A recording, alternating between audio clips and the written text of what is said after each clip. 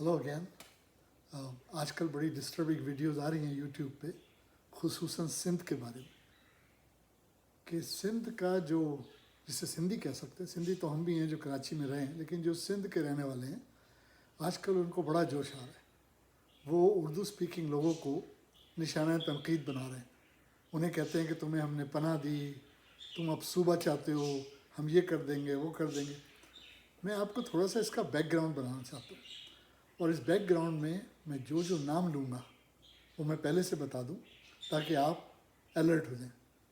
कहानी शुरू होगी जुल्फ़िकार अली भुट्टो, मुमताज़ अली भुट्टो, सत्तार गबोल, कायम अली शाह, वहीद कटपर, प्यार अली अलाना, सैयद सईद हसन और इन लोगों से। और मैं जो बात कहूँगा ये वो बात नहीं होगी कि मैंने अखबार में पढ़ी, टीवी पे देखी और मैं तबसरा करने बैठ गया। कहते हैं ना, फ्रॉम द हॉर्सेस माउथ। जो बात मैं इनके बारे में कहूँगा, उन लोगों के बारे में, किस तरह इन्होंने, पीपल्स पार्टी ने करप्शन फैलाई सिंध में, वो या तो मैंने देखी या मैंने अपने कानों से सुनी या मैं उसका हिस्सा था। यानी करप्शन का हिस्सा नहीं, उस केस का हिस्सा था। इसमें मैं एक हाई कोर्ट के केस का भी रेफरेंस दूंगा कि I was a part of it, I dealt with it. तो जो बात होगी सच्ची बात होगी, सुनी सुनाई नहीं होगी। मुझे हैरत ये होती है कि नैब जो है वो सिंध में इतनी करप्शन हो रही है, लूट मार हो रही है, उस पर क्यों नहीं हाथ डालता। इमरान खान की मजबूरी में समझता हूँ कि 18वीं तरमीम जो है वो उसको रोके हुए, कि फेडरल गवर्नमेंट कुछ नहीं कर सकती जब तक कि सूबों से उनके इख्तियारात कम न की जाए, 18वीं तरमीम ख़त्म नहीं की जाए। और वो इसलिए नहीं ख़त्म हो सकती कि मेजॉरिटी गवर्नमेंट नहीं है। जिस दिन किसी की मेजॉरिटी गवर्नमेंट आ गई और उसने 18वीं तरमीम ख़त्म कर दी, उसके बाद सूबों की खुद मुख्तारी कम हो जाएगी और फेडरल गवर्नमेंट का ज़्यादा कंट्रोल होगा। और मैं समझता हूँ कि इमरान खान हिम्मत वाले आदमी हैं। उन्होंने एक दफ़ा अपने आप को वोट ऑफ कॉन्फिडेंस भी दिलाया था, तो ज़ाहिर है मेजॉरिटी थी तो उनको मिला ना। उनको 8वीं तरमीम को भी सीरियस लेना चाहिए, वरना सिंध की करप्शन कभी ख़त्म नहीं होगी। अच्छा, आप ये सोचिए कि पाकिस्तान में बहुत दफ़ा फ़ौजी हुकूमत रही। अयूब खान आए, ज़िया-उल हक साहब आए, जनरल परवेज़ मुशर्रफ आए, इनकी भी औलादें थीं। अयूब खान का बेटा गौर अयूब उनके ज़माने में ख़ासा नाम कमा रहा था किसी और रीज़न से। एजाज़ुल हक ज़िया-उल हक साहब के साहबजादे, मुशर्रफ साहब के साहबजादे। आपने कभी सुना कि इनके बच्चों की जायदादें हैं? जबकि नवाज़ शरीफ, शहबाज शरीफ, इसहाक डार, इन्होंने तो लूट लिया मुल्क को, इनकी औलादों ने तो लूट लिया। लेकिन इन फ़ौजी हुक्मरानों की औलादों का कभी आपने नहीं सुना कि इन्होंने लूटा हो। तो मैं आपको सुनाता हूँ कि ये पीपल्स पार्टी और सिंध की करप्शन का आगाज़ कैसे हुआ। देखिए, भुट्टो साईं की मैं हमेशा तारीफ़ करता हूँ अपने प्रोग्राम में, क्योंकि वो मेरे पॉलिटिकल मेंटोर थे और मेरे वो मुझे पढ़ाते भी रहे हैं सिविल लॉ कॉलेज में। भुट्टो साहब को दौलत का कोई लालच नहीं था। भुट्टो साहब को इख्तिदार का नशा था, एब्सोल्यूट मेजॉरिटी का नशा था। वो हमेशा 2/3 मेजॉरिटी चाहते, वो बादशाह बन के रहना चाहते। बस उनको ये था कि इख्तिदार मेरा हो, मैं बस जो कहूँ वो हो जाए। और उसके लिए, जैसे मैंने कहा था, प्यार अली अलाना, जी अलाना के साहबजादे, वो जिनकी घड़ियों की दुकान थी कराची में बंदर रोड पे आगे जाके, वो इलेक्शन हार गए थे। आई थिंक गोली मार से, चौरंगी वगैरह से इलेक्शन हार गए। वो खोजे शिया थे, पता नहीं जिंदा हैं कि नहीं। सैयद सईद हसन उस इलाके से मेंबर ऑफ पार्लियामेंट बन गए। तो एक दफ़ा भुट्टो साईं कराची आए तो सैयद सईद हसन जो थे वो इस्तकबाल करने नहीं पहुँचे, बस भुट्टो साहब को गुस्सा आ गया। उन्होंने कहा इसकी सीट छीन लूँगा। और आप यकीन करें, उन्होंने इलेक्शन एक्ट में भुट्टो साईं ने तरमीम करा के उसकी सीट छीन ली। और मैंने डील किया था प्यार Ali Alana case high court में, तो मुझे तो एक एक लफ्ज़ का पता है। जिस तरीके से प्यार अली अलाना को भुट्टो साईं ने री इलेक्ट कराया, फिर उनको वज़ीर बनाया, वो दिस इज़ वेरी अनफॉर्चुनेट। लेकिन उनको ज़िद आ गई थी, भुट्टो साईं इस टाइप के थे। भुट्टो साईं के ज़माने में उनके कज़िन थे मुमताज़ भुट्टो। भुट्टो साईं ये कहते थे कि मुझसे कोई भी काम करा लो, मुमताज़ भुट्टो के बारे में कुछ नहीं बोलो, मैं अपने भाई के बारे में कुछ नहीं सुन सकता। और मुमताज़ भुट्टो सिंध के वज़ीर आला थे भुट्टो की गवर्नमेंट में। जब ईस्ट पाकिस्तान अलहदा हो गया और भुट्टो साईं ने नारा लगाया मुजीब रहमान के लिए कि तुम उधर हम इधर, तो भुट्टो साईं ने अपनी गवर्नमेंट बनाई इधर वेस्ट पाकिस्तान, या अब जो मौजूदा पाकिस्तान है। तो सिंध में मुमताज़ भुट्टो को वज़ीर आला बनाया। کوئی ان کی پولیٹیکل بیک گراؤنڈ نہیں, کوئی کوالیفیکیشن نہیں تھی ممتاز بھٹو کی, لیکن ان کی کوالیفیکیشن یہ تھی کہ وہ بھٹو سائیں کے کزن اور بھائی تھے, اور بھٹو سائیں مجبور تھے, وہ کہتے تھے میرے سے کوئی کام کرا لو, ممتاز بھٹو کی بات نہیں کرو. ممتاز بھٹو نے کیا کیا کہ ممتاز بھٹو اپنے چمچوں کے ساتھ اندرون سندھ جاتا تھا اور وہاں کے لوگوں کو بولتا تھا کہ بھائی کراچی آؤ, ہم تمہیں جابس دیں گے, چاہے کوالیفائڈ ہو یا نہ ہو. اور وہاں سے ستیہ ناس ہونا شروع ہوا کراچی کا. یہ اندرون سندھ سے لوگ آتے تھے, وہ کوالیفائڈ بھی نہیں ہوتے تھے. یعنی میں آپ کو چند مثالیں دیتا ہوں کہ ہائی کورٹ کا رجسٹرار, اس کے لیے کنڈیشن تھی کہ کم از کم وہ LLB ہو, بغیر اس کے رجسٹرار نہیں ہوتا تھا ہائی کورٹ کا اس زمانے میں, بھٹو سائیں کے زمانے میں. ایک آدمی جو میٹرک پاس تھا لیکن سندھی تھا, اس کو رجسٹرار بنا دیا. ایک آدمی جو اندرون سندھ کا پرائمری اسکول کا ٹیچر تھا, نہ انگریزی آتی تھی نہ اردو آتی تھی, اس کو وہاں لا کے سپرنٹینڈنٹ بنا دیا برانچ کا, اور میں اسی برانچ میں تھا. یار محمد, مجھے یاد ہے میں نے یار محمد سے بولا سائیں آپ ڈائریکٹ اپائنمنٹ ہو کے ادھر آئے ہو, آپ کا کوئی تجربہ ہے؟ اس نے بولا بابا میں تو پرائمری اسکول کا ٹیچر تھا, ممتاز بھٹو کے لوگ آئے, انہوں نے بولا سائیں انگریزی میں سائن کر سکتے ہو؟ میں نے بولا ہاں کر سکتے. تو اس نے بولا چلو ہائی کورٹ کا تمہیں ہم سپرنٹینڈنٹ بناتے. یعنی اندھی لگی ہوئی تھی کہ لاتے تھے, بھرتیاں کرتے تھے. اس سے کیا ہوا, کراچی کا ستیہ ناس ہوا, کراچی کا نقشہ ہی چینج ہو گیا. وہاں پٹھان کالونی بن گئی, پیپلز کالونی بن گئی. دیکھیں کراچی پاکستان کا دارالخلافہ تھا, وہ بزنس ہب, کراچی پورے پاکستان کو سپورٹ کرتا تھا اور اب بھی ہے.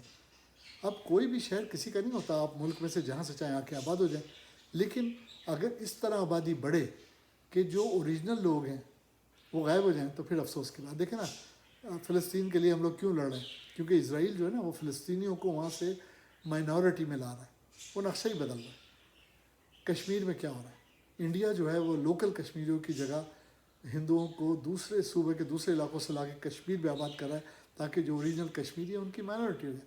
ایگزیکٹلی یہی کچھ کراچی والوں کے ساتھ ہو رہا ہے لاسٹ 40-50 ایئر سے. اس کی وجہ سے کیا ہوا کہ کراچی میں لیڈرشپ نہیں اٹھی. آج آپ دیکھیں جو مراد علی شاہ ہے, اس کے 2 چمچے ہیں, سعید غنی اور وہاب, مرتضیٰ وہاب.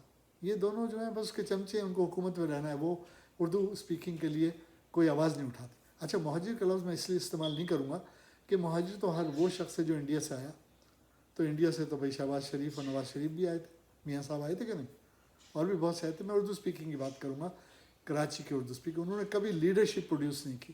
اور ایک کم بخت الطاف حسین, اس کے لیے میں کیا کہوں, ضیاء الحق نے اس کو لیڈر بنا دیا, اس نے صحیح ترجمانی نہیں کی اردو اسپیکنگ لوگوں کے لیے, لیڈرشپ نہیں پروڈیوس کی. اب آج جو ہمارے لیڈر ہیں سندھ اسمبلی میں وہ بالکل گاربیج ہیں, they are good for nothing. اور اگر یہی لیڈرشپ اردو اسپیکنگ لوگوں کی رہی تو صوبہ تو دور کی بات ہے, ان کو کبھی مشکل سے ہی ناممکن ہے ان کا وزیر اعلیٰ ہے, آج تک نہیں آیا. لیڈرشپ پروڈیوس کرنی ہے ان لوگوں کو. کراچی میں یہ ہوا ہے کہ باہر سے جو لوگ آئے وہ پیسہ لے کے آئے, یا کہیں سے بھی ان کے پاس پیسہ آیا. دیکھیں پٹھان آتے ٹرانسپورٹ پہ چھا گئے, لنڈا بازار پہ چھا گئے, کپڑوں کے کاروبار پہ چھا گئے, انہوں نے سارا ٹیک اوور کر لیا جو لوکل کراچی کے. تھوڑے بہت رہ گئے بیچارے مہمان اور گجراتی, لیکن انہوں نے ٹیک اوور کر لیا. پنجاب کے لوگ ہیں کنسٹرکشن میں آ گئے, پیسہ لے کے آئے, محنتی لوگ تھے, انہوں نے ٹیک اوور کر لیا. اب اس سے کیا ہوا کہ جو اردو اسپیکنگ طبقہ تھا کراچی کا, وہ تو افسر بن کے بیٹھ گیا, کلرک بن کے بیٹھ گیا, وہ پالیٹکس میں کہاں سے آئے گا. اچھا واپس جاتے ہیں ہم ممتاز بھٹو کی کرپشن پہ. اب اس زمانے میں کیا ہوا کہ بھٹو سائیں نے اپنے قدم جمانے کے لیے, پیپلز پارٹی نے اپنے قدم جمانے کے لیے سندھ میں بھرتیاں تو شروع کی, PIA میں لا کے سارے ایسے لوگ بھر دیے جو کوالیفائڈ نہیں تھے. اس کے علاوہ کیا ہوا کہ جو لیڈر انہوں نے بنائے, کیسے بنائے. اب دیکھیے عبداللہ شاہ C گریڈ کا وکیل تھا ہائی کورٹ کا, C گریڈ کا, پیپلز پارٹی میں شامل ہوا, اس کو فوڈ منسٹر بنا دیا. عبداللہ شاہ کون تھا؟ یہ جو ہمارے وزیر اعلیٰ ہیں ان کا والد تھا, ان کا باپ تھا عبداللہ شاہ. اور عبداللہ شاہ کو انہوں نے فوڈ منسٹر بنایا. اس زمانے میں شکر کی راشننگ تھی, وہ اس نے شکر کے پرمٹ دے دے کے کرپشن شروع کر دی. تو جب باپ ایسا تھا تو مراد علی شاہ کیوں نہیں کرے گا. اس کے بعد ہمارے ہائی کورٹ میں ایک دفتری تھا عبداللہ بلوچ, وہ ایک دن آیا, آ کے بولتا ہے سائیں میں منسٹر تھے بھی ہوئے. ہم لوگوں کو آ کے بولتا ہے سائیں آپ منسٹر تھی بھی ہوئے. میں کہا تو منسٹر تھے بھی ہوئے تھا؟ وہ دفتری تھا, پیون سے ذرا بڑا, کلرک بھی نہیں تھا, دفتری. میں نے بولا ہے, وہ بعد میں لیبر منسٹر بنا. میں نے سوچا کہ اگر بھٹو سائیں ایسے ایسے لوگوں کو وزارت تھمائیں گے تو چل چکا ہے یہ سندھ، کرپشن نہیں ہوگی تو کیا ہوگی. پھر آپ دیکھیں جو نبیل گبول ہے، اس کا باپ تھا ستار گبول، قائم علی شاہ، جن کے بس صرف سگنیچر چاہیے تھے. ایسے ایسے لوگوں کو، عبد الوحید کٹپر، ایسے ایسے لوگوں کو پہلے بیچ میں لایا گیا سندھ کی وزارت دینے. تو کرپشن نہیں ہوگی تو کیا ہوگی. یہ کرپشن اس طرح شروع ہوئی وہاں سے. اب یہ تو نہیں ہو سکتا تھا کہ سندھ کے اندر سے جو 5,000 لوگ آ گئے پی آئی ایم بھرتی ہو گئے، 2,000 آ گئے وہ دوسری جگہ پہ بھرتی کر دی گئے جن کی کوئی کوالیفیکیشن نہیں تھی. اب ان کو آپ نکال کے پھینک تو نہیں سکتے. تو اب کرپشن کو جڑ سے ختم کرنے کے لیے نیب کو انوالو ہونا ہوگا، 18ویں ترمیم کو ختم کرنا ہوگا. سمپل سی بات ہے. ایک شرجیل میمن وزیر تھا، کرپٹ قسم کا، اس شراب کی بوتلیں بھی نکلی تھی، وہ کہتا تھا یہ شہد کی بوتل ہے. صرف نیب اس سے یہ پوچھے کہ تم نے جو اندرون سندھ گھر بنایا ہے 1 ارب روپے کا، تم ذرا منی ٹریل تو دو. عمران خان سے تو پوچھ لیا تھا کہ بھائی تم نے بنی گالہ میں گھر بنایا، منی ٹریل دو. شرجیل میمن سے پوچھیں یا مراد علی شاہ سے پوچھیں کہ تمہاری اتنی جائیداد ہے. چلیں آصف بگ فش ہے، اس پہ ہاتھ نہیں ڈال سکتے. وہ فریال تارپور بگ فش ہے، نہیں ہاتھ ڈال سکتے، حالانکہ ڈالنا چاہیے. ان کی جو کرپشن ہے وہ تو ہے، ساری دنیا کو پتہ ہے. لیکن یہ چھوٹے لوگ جو ان کے سائے تلے کرپشن کر رہے ہیں. اب مراد علی شاہ چیلنج کرتا ہے عمران خان کو. سندھ کے گورنمنٹ چھوٹے چھوٹے وزیر جو ہیں وہ منہ کھول کھول کے چیلنج کرتے ہیں وزیر اعظم کو، ان کے وزیر و سفیروں کو، مشیروں کو. اس لیے کہ 18ویں ترمیم میں ان کو پتہ ہے ہم کچھ نہیں کر سکتے. سندھ پیپلز پارٹی کے سندھ میں گورنمنٹ ہے انڈاؤٹیڈلی. اس کا یہ مطلب نہیں کہ آپ جو ہیں آپ کا چیک اینڈ بیلنس نہیں ہو سکتا، آپ کی اکاؤنٹیبلٹی نہیں ہو سکتی. لیکن کون کرے؟ وہ کہتے ہیں نا اونٹ کے گلے میں گھنٹی کون باندھے. لیکن کسی نہ کسی کو یہ قربانی دینی پڑے گی، چاہے اس کے لیے اس کو اپنے اقتدار سے ہاتھ دھونا پڑے. اور جہاں یہ عمران خان صاحب مدینہ کی ریاست بنانے کی بات کرتے ہیں اور کوشش کریں، تو ان کو یہ بھی کرنا چاہیے کہ بھائی یہ جڑ سے سندھ کی کرپشن ختم کرو. کراچی ابھی بھی پورے پاکستان کو فائنینشلی سپورٹ کر رہا ہے. وہاں جب ہم دیکھتے ہیں کہ کوڑا کرکٹ، گندے نالے، آنیسٹ ٹو گاڈ میرا دل روتا ہے. کیونکہ میں بھی کراچی سے ہوں، اور جب میں کراچی سے کینیڈا آیا تھا 1976 میں، تو کراچی ایسا نہیں ہوتا تھا. اس کی وجہ یہ تھی کہ جب تک پیپلز پارٹی کی گورنمنٹ سندھ میں جمی نہیں تھی، نئی آئی تھی. ایوب خان حکومت کر کے گئے، 1 یونٹ تھا ان کے زمانے میں، دوسرے گورنمنٹس آئیں. یہ تو گند شروع ہوئی ہے جب سے پیپلز پارٹی نے کراچی میں اور سندھ میں گورنمنٹ لی. اس گند کو کلین کرنا ہے، اور اس کے لیے کسی نہ کسی کو قربانی دینا پڑے گی. یا تو اردو سپیکنگ اپنے اندر لیڈرز پیدا کریں جن میں کریج ہو، آنکھ میں آنکھ دیکھنے کے لیے. کیونکہ یہ تو نسلوں سے کرپشن ہے نا. اب نواز شریف، شہباز شریف قریب ان کے اولادیں کرپٹ، زرداری کرپٹ، اس کے اولادیں کرپٹ ہے نا. تو اب یہ تو ستار گبول کو لے لیں، یہ جو اس کا باپ ہے عبداللہ شاہ، مراد علی شاہ کا باپ، اس کو لے لیں. تو اگر جب باپ کرپشن لے کر آیا تو بیٹا تو کیری آن کرے گا نا. تو کسی نہ کسی کو اس کو روکنا ہے. اینڈ آئی سنسیئرلی ہوپ کہ جلد ایسا دن آئے گا کہ نیب کو اس طرف توجہ دینی پڑے گی. کیونکہ نیب 18ویں ترمیم کے ہوتے ہوئے بھی کر سکتا ہے، اور کسی نہ کسی کو اپنے اقتدار کا چانس لینا پڑے گا. اور یہ کرپشن، ورنہ تو ہماری نسلیں خراب ہو جائیں گی.